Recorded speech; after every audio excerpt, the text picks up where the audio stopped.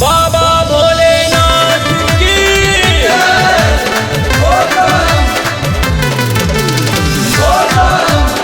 Music by SR Studio.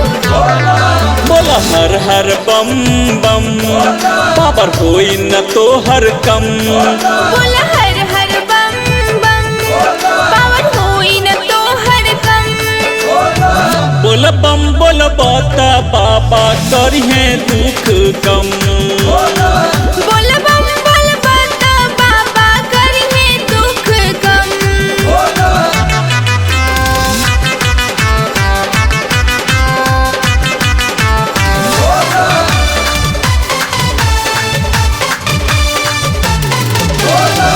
बाबा के रहिया में बहुते कष्ट बा, कष्ट के बोले दानी करताड़े नष्ट बा।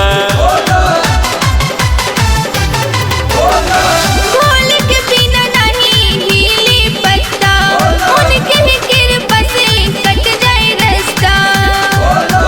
बाबा भरिए सबके जखम, बोल बम बोला हर दम। शिव जी भरी है सबके जखम, बोल बम बोला हर दम।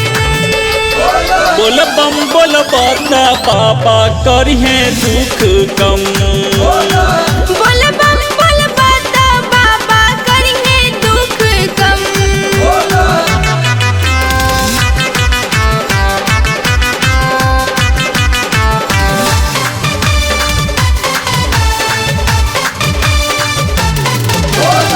पौआ में छाला गाड़े ल कंकड़, पार लगई है अब भोले शंकर। मुन्ना अंशु आइल बदुआरे, लौटन के बाद खुलल पके बाड़े। जलवा चढ़ई है बोले बम, रुकी न कमरिया के कदम। जलवा चढ़ई है बोल बम, रुकी न कमरिया के कदम।